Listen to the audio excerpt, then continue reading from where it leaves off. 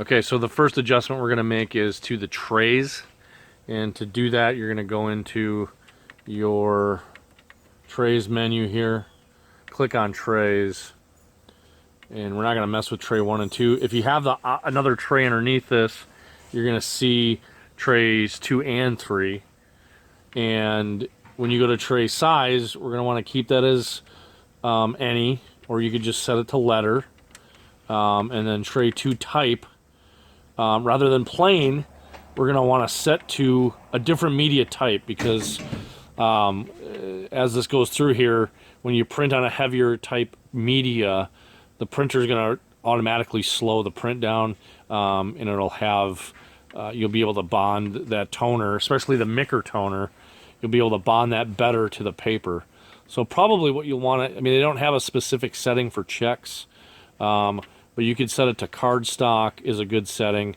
It's a rough, that's a good one. The one I think is probably even better would be to set it to rough, because sometimes those checks have a, you know, different texture and, you know, stuff like that. So that you want to set it to that, and then the next step we'll go and try to show you how to do the fuser adjustment.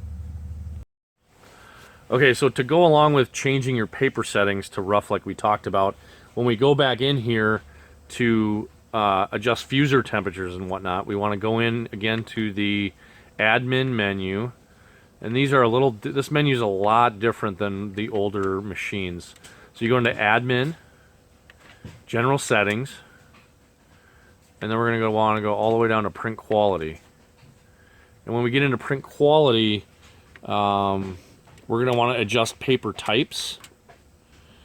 And then you're going to want to go down to where you see the rough paper setting that we had just set the paper tray to, and go into rough.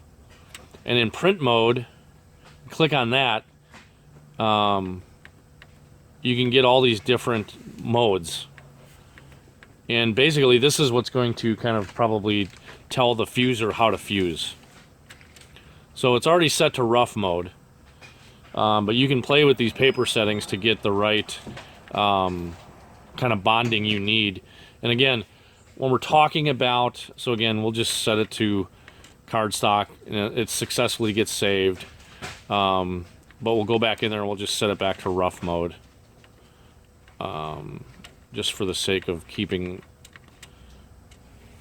So rough paper is set to rough mode. The rough paper setting that we had set up earlier is now set to rough mode. So you can just go back in the video and just watch that. But again, why we're doing this with the Micker toner is because Micker toner has more lead content in the toner itself. So not only do you need, and then you're printing you're potentially the checks that you're printing, and I don't know what kind of stock it is. It could be, you know, really heavy stock. It could be thinner. It could be, you know, it has all these different characteristics. I don't know exactly what they are because I haven't seen the checks. But when you're printing on a heavier, thicker media, combined with a Micker toner, you know, you need that fuser to, or you need the machine to slow itself down a little bit.